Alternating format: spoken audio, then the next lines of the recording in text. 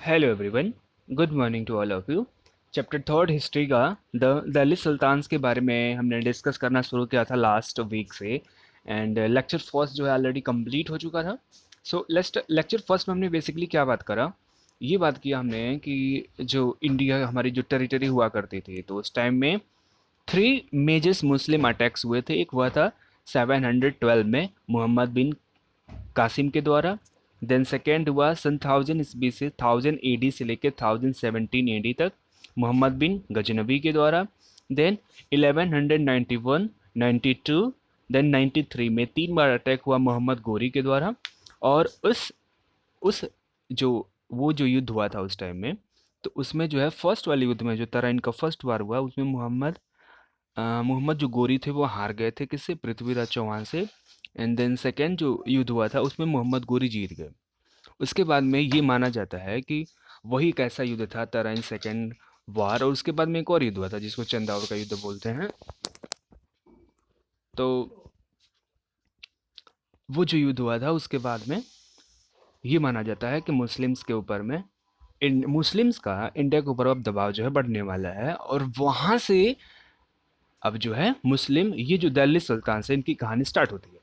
अब इन्होंने क्या किया, जैसे ही राजस्थान को जीत लिया, उसके आसपास में हरियाणा को, पंजाब वाले क्षेत्र को जीत लिया, और पाकिस्तान में जो सिंध वाला इलाका, इन सारी चीज़ों को जीत ही लिया था इन्होंने। यानी इंडिया के वेस्टर्न साइड की बात कर रहे हैं। तो इनके इनके दिमाग में ये था कि हमको जो है क्या करनी है, एक कैपिटल बनानी पड़ेगी कहीं। तो सबसे पहले इंडिया में जो आज का पता होगा लाहौर एक जगह है जो पाकिस्तान में है। तो इन्होंने मोहम्मद गोरी जो थे, ये क्या करते थे बेसिकली, जब युद्ध करना होता था ना, ये क्या करते थे, हायर करते थे। कौन थे? जो स्लेव्स हुआ करते थे। स्लेव्स का मतलब हो गया दास। दासों को ये हायर करते थे, यानी ऐसे व्यक्ति जिनको पैसे दे के खरीदा जाता है, उनसे जो आप काम करवा लीजिए वो करेंगे। तो मोहम्मद गोरी ने क्या किया कि ऐसे लोगों को हायर करके ये युद्ध में भर्ती करते थे, सेना की ट्रेनिंग देते थे, और फिर से जीत जाते थे उसके बाद में। तो वो क्या करते थे, फिर उस सेना वो जो जिनको खरीदते थे स्लेब्स, उनको भी कहीं ना कहीं वो बेच देते थे। तो इसमें क्या हुआ कि जब मोहम्मद गोरी जीत गए तो ये इंडिया से रिटर्न हो रहे थे। तो रिटर्न होते टाइम में जितना इन्होंने एरिया को जीता था, जितना इन्होंने विक्ट्री प्राप्त की थी, तो उन्होंने क्या किया कि इनके जो गुलाम थे, इनके जो स्लेव्स थे, इनको इन्होंने कर दिया कि एक काम करो, आज से इस टेरिटरी पे तुम्हारा राज्य रहेगा और तुम अपना यहाँ राज्य फैलाओ। तो वहां से सुल्तान स्टार्ट होती है किसकी कहानी, दिल्ली सल्तनत की। तो ये बात होती है किसकी, रूलर्स की। तो उसमें जो है जो फर्स्ट डायनेस्टी आती है, फर्स्ट डायनेस्टी उनको बोलते हैं मालमुग डायनेस्टी। एक चीज़ और, जो दिल्ली सल्तनत इसका पीरियड कब तक बोलेंगे, ये बोलते हैं 1206 से लेके 1526 तक। वो ऐसा क्यों? क्योंकि 1206 में ही दिल्ली के ऊपर किसी मुस्लिम रूलर ने एक अच्छे तरीके से ऑक्यूपाई किया, इसको कैपिटल बनाया। और ये दिल्ली सल्तनत जो है कब ख़त्म हो गई, 1526 में, जब मुगल शासक बाबर ने इंडिया पर अटैक करा और इब्राहिम लोदी को युद्ध में हरा दिया था। उसके बाद जो दिल्ली पे रूलर्स थे उनको सुल्तान नहीं बोलते, वो अपने आप को बादशाह बोलते थे।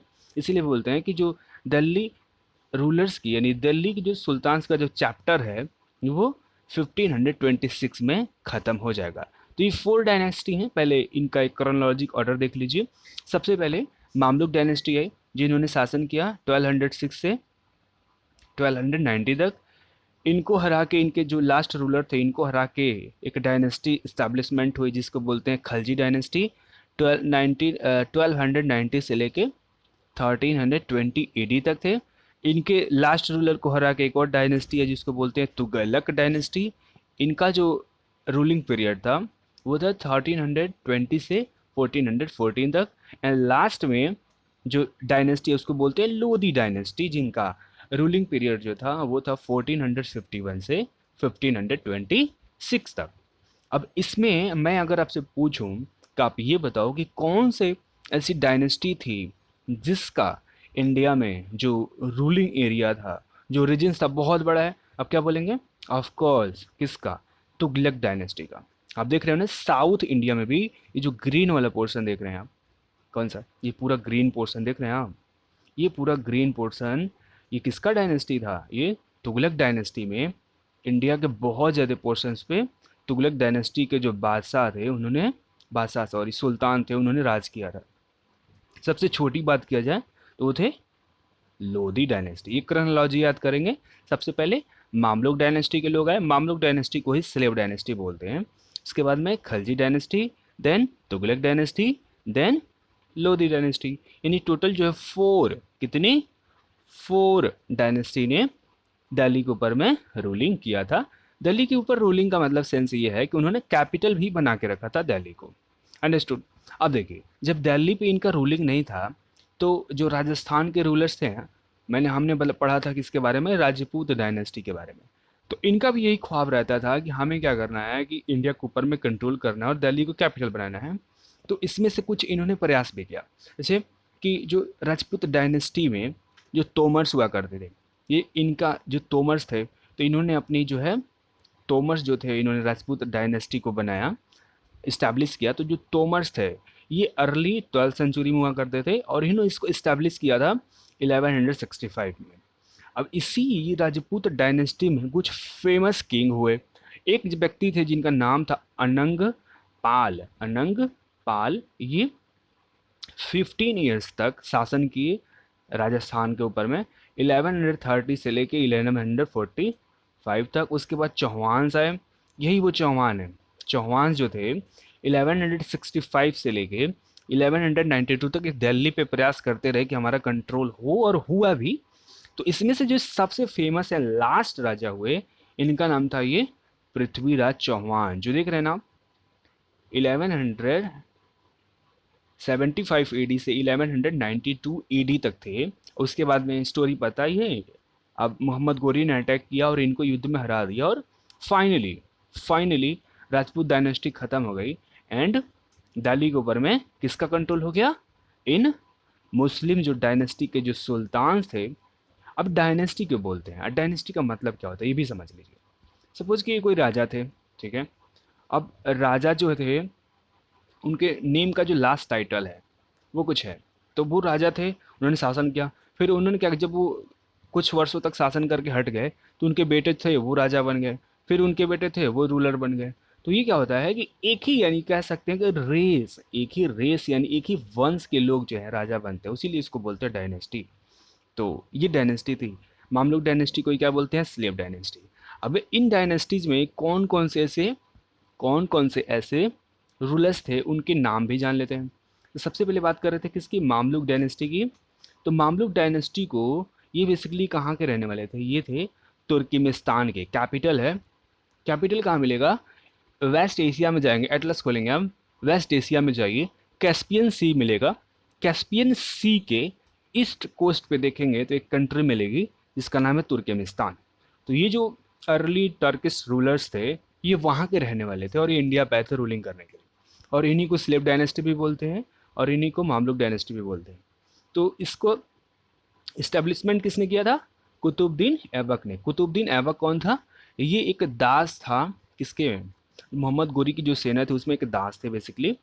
इसके बाद इनके दामाद थे, इनके बेटे नहीं थे ये, इनके दामाद थे, उनका नाम था ससमुद्दीन इल्तुतमिश। ससमुद्दीन इल्तुतमिश, तो ये कुतुबुद्दीन ऐबक के दामाद थे इल्तुतमिश, इन्होंने शासन किया। और इनका जो शासन पीरियड रहा ये बहुत ही लंबा था, यानी 1210 से देख लो एडी से लेकर के नियर अबाउट 26 ईयर तक इन्होंने दिल्ली के ऊपर में शासन किया, रूलिंग किया। उसके बाद इल्तुतमिश की बेटी आई, और ऐसा बोला जाता है कि पूरे दिल्ली सुल्तनत में, पूरे दिल्ली के दिल्ली सल्तनत में ये पहली ऐसी महिला वुमेन रूलर्स थी जो दिल्ली की राजगद्दी पे बैठी थी। वो कौन थी, रजिया सुल्तान, इनका नाम बहुत सुने होंगे, और बेसिकली 4 साल तक थी ये इल्तुतमिश की बेटी थी, ठीक है। उसके बाद लास्ट में, अभी इसका देखिए गैप है क्योंकि इसमें बहुत सारे रूलर्स आए, लेकिन वो जो रूलर्स थे ना उनके पास इतनी पावर नहीं होती थी और उन्होंने कोई अच्छा काम नहीं किया। हम उन्हें रूलर्स के बारे में पढ़ते हैं हिस्ट्री में जिन्होंने बहुत अच्छे काम किए, बहुत बुरे काम किए। उनके कार्यों का जो है आज तक प्रेजेंट में या पास्ट में बहुत ज़्यादा, बहुत लंबे, कह सकते हैं कि लंबे समय तक उनका इम्पैक्ट रहा उनके काम का। उन्हीं के बारे में हम पढ़ते हैं, उनसे सीख लेते हैं, उनसे हम सीख लेते हैं जो स्टूडेंट, एज अ प्रेजेंट में हम ह्यूमन बींग्स हैं तो उनसे क्या हम सीख ले सकते हैं कि उन्होंने जो गलतियाँ करी उन गलतियों से क्या सीख ले सकते हैं, उन्होंने जो अच्छा काम किया क्या वो अच्छा काम हम भी प्रेजेंट में कर सकते हैं। इन सारी चीज़ों के बारे में हम हिस्ट्री बेसिकली पढ़ते हैं। उसके बाद लास्ट में जो है उनका नाम था गियासुद्दीन बलबन। तो गियासुद्दीन बलबन को ही हरा दिया था किसने? गियासुद्दीन बलबन को हरा दिया खलजी डायनेस्टी ने। तो खलजी उसके बाद अब इनकी रूलिंग फिनिश करके खलजी डायनेस्टी स्टैब्लिशमेंट, तो खलजी डायनेस्टी को बनाया जलालुद्दीन खलजी ने। उसके बाद आए हैं एक व्यक्ति जिनका नाम था अलाउद्दीन खलजी। इन्होंने ये दो यानी फेमस राजा थे इस डायनेस्टी के, इनके बारे में पढ़ेंगे। देन थर्ड जो डायनेस्टी है उनको बोलते हैं तुगलक डायनेस्टी। क्यों बोलते हैं इनको? तुगलक डायनेस्टी इसका। अब तुगलक डायनेस्टी में भी गयासुद्दीन तुगलक ने इसको इस्टेब्लिशमेंट किया। उसके बाद इनके बेटे थे मोहम्मद तुगलक, इन्होंने रूलिंग किया। उसके बाद इनके बेटे फिरोज शाह तुगलक, इन्होंने रूलिंग किया। उसके बाद में कुछ पीरियड के लिए, अब देखिए तुगलक जब डायनेस्टी चल रही थी उसी में कुछ पीरियड के लिए, ज़्यादा समय के लिए नहीं, कुछ 20 और 25 ईयर्स के बीच में एक डायनेस्टी आ गई जिसको बोलते हैं सायर डायनेस्टी। छोटी सी डायनेस्टी थी। इसमें एक रूलर जो है थे बहुत फेमस थे, उनका नाम था खिज्र खां। इनके बारे में भी पढ़ेंगे। देन जो लास्ट में है लोदी डायनेस्टी। तो लोदी डायनेस्टी में एक ही फेमस राजा हुआ, उनका नाम था बहलोल लोदी, जिनको पानीपत की फर्स्ट लड़ाई में बाबर ने हराया। नहीं सॉरी, बहलोल लोदी ने तो इसको इस्टेब्लिशमेंट किया था। इब्राहिम लोदी इसके जो लास्ट रूलर थे, इनको पानीपत की फर्स्ट लड़ाई में यानी 1526 ईडी में बाबर ने हराया एंड दिल्ली के ऊपर में या पूरे इंडिया में मुगल डायनेस्टी का इस्टेब्लिशमेंट किया था। तो ये क्रोनोलॉजी ऑर्डर रहेगा और एक एक करके हम सारे रूलर्स के बारे में अच्छे से पढ़ेंगे। होपफुली आपको ये वीडियो अच्छा लगा होगा। Thank you.